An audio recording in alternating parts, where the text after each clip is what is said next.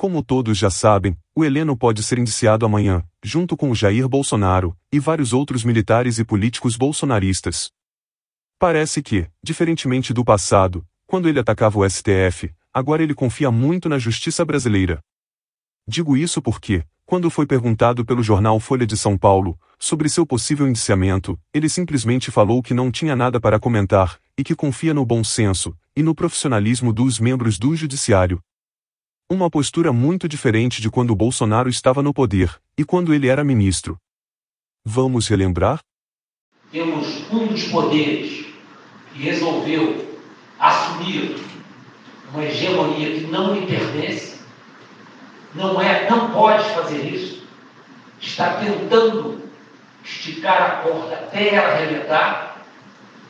Nós estamos assistindo isso diariamente, principalmente da parte de 2 ou 3 ministros do STF, e que eu, particularmente, que sou o responsável, entre aspas, por manter o presidente informado, eu tenho que tomar 2 Lexotanavir por dia para não levar o presidente a tomar uma atitude mais drástica em relação às atitudes que são tomadas por esse STF caído. Bem, agora vamos ver um pequeno trecho sobre o que Ciro Gomes pensa do que está acontecendo no Oriente Médio e sobre o papel do Benjamin Netanyahu no conflito, para depois falarmos sobre a situação ocorrida em um hospital de Gaza. Hoje, por exemplo, um grupo de fanatizados foi fazer protesto em Londres, na porta da BBC, reclamando que a BBC de Londres está fazendo uma cobertura razoavelmente equilibrada do conflito, sendo uma estatal britânica. Para vocês verem o nível de fanatismo, o nível de violência. E aqui no Brasil a mesma coisa.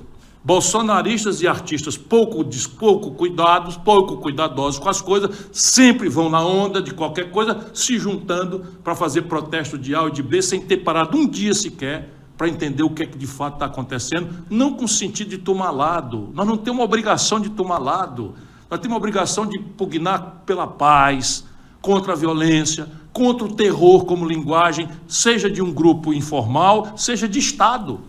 Porque, francamente, bombardear populações civis, constrangê-las a um cerco medieval, tirando a energia elétrica, água, comida, remédio, e mandando evacuar em minutos hospitais e bombardear indiscriminadamente populações civis inocentes, isso não é senão crime de guerra. Qual é a diferença substantiva entre o gueto de Varsóvia, que é uma indignidade que se cometeu contra os judeus, e o que o seu Benjamin Netanyahu está fazendo em nome de responder à aberração, à violência que não tem defesa do Hamas, está fazendo na faixa de Gaza? A opinião pública internacional tem que se livrar dessa interdição, desse preconceito. Bem, essa fala do Ciro Gomes foi feita ontem, 16 de outubro, em uma extensa live no seu canal oficial, que vale muito a pena ser conferida. Portanto, a fala foi feita antes do que aconteceu em um hospital de Gaza, que ceifou centenas de vidas. Um lado empurra a responsabilidade do ato para o outro. Islâmicos acusam os israelenses, e os israelenses acusam os islâmicos. Não sou leviano de afirmar qual lado que foi o autor, mas uma coisa eu posso afirmar sem medo. Seja quem for o autor da monstruosidade, parece querer um pretexto para que o conflito se alastre por todo o Oriente Médio. Grandes líderes daquela região, onde a maioria é árabe, já acusam e ameaçam Israel. A Rússia acusa os Estados Unidos.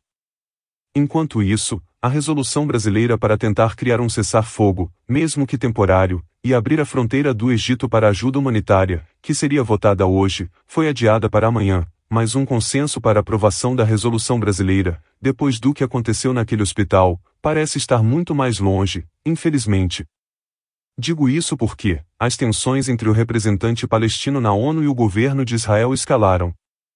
Torço para que tudo mude, mas acho difícil. Diplomaticamente, o Brasil tem atuado em duas frentes. Você tem esse esforço que a Sandra relatou muito bem no Conselho de Segurança da ONU para aprovar uma resolução de um cessar-fogo temporário, de uma trégua para que se estabeleça um corredor humanitário, uma negociação muito difícil. Enquanto isso, o presidente Lula tem intensificado as articulações, os contatos com lideranças do Oriente Médio. Hoje ele se reuniu com o chanceler Mauro Vieira e houve dois telefonemas, na verdade. Um com o presidente do Irã, o Ebrahim Raisi, e o outro com o presidente da Turquia, Recep Tayyip Erdogan, dois países fundamentais no xadrez geopolítico ali da região, com um peso muito importante.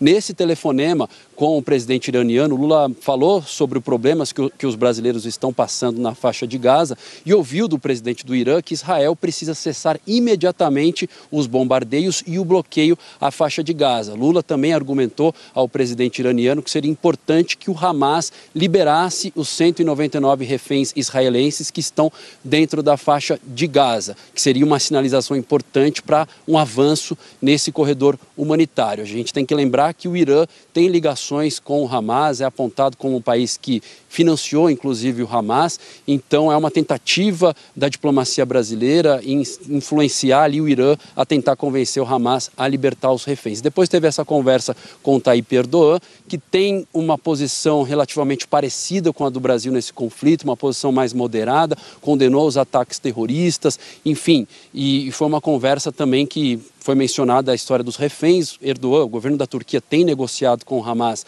a liberação desses reféns, então é o presidente Lula intensificando as conversas, já falou com várias lideranças da região e, pelo que eu apurei junto a fontes do Palácio do Planalto, nos próximos dias ele também vai fazer outros contatos com líderes do Oriente Médio. Vocês sabem que eu não tenho esse canal para ficar passando pano para nenhum político, muito menos para quem está no poder. O governo Lula está fazendo um excelente papel nas relações exteriores, mas tem falhado em algumas áreas aqui no Brasil. Vamos, primeiramente, relembrar o que o governo Bolsonaro fez contra a pesquisa científica brasileira. No fim do governo Bolsonaro, cortes no orçamento estão causando um apagão em vários serviços públicos. Em novembro, os cortes somaram 5,7 bilhões e afetaram principalmente as áreas da saúde e educação. O governo diz que os gastos obrigatórios, como salários de servidores, subiram e agora precisam fazer cortes para cumprir o teto de gastos. Veja quais são as áreas mais afetadas. Universidades e institutos federais ficaram com caixa zerado no fim do ano e não tem como pagar auxílios estudantis ou salários de equipes de limpeza e segurança. O Ministério da Educação ficou sem dinheiro para pagar 14 mil médicos residentes que trabalham em hospitais públicos de várias partes do país. O MEC também não tem condições de pagar mais de 200 mil bolsas de pesquisa para alunos de mestrado, doutorado e pós-doutorado. Bem, isso foi o que aconteceu no final do governo Bolsonaro. Simplesmente, deixou centenas de milhares de pesquisadores sem as bolsas. Muita gente achou que esse problema não iria acontecer mais, depois da vitória do Lula. Infelizmente, todos estávamos errados. Entidades de pesquisas denunciam que o governo Lula, desde agosto, bloqueou 86 milhões de reais da CAPES. O Ministério da Educação disse que, até o fim do ano, existe a possibilidade de recomposição do pagamento das bolsas, mas não deu certeza. Infelizmente, assim como o governo passado, não se dá importância à pesquisa científica, o que é uma lástima porque o país tem dinheiro, mas parece que está indo para outros lugares. Não existe soberania sem uma ciência forte.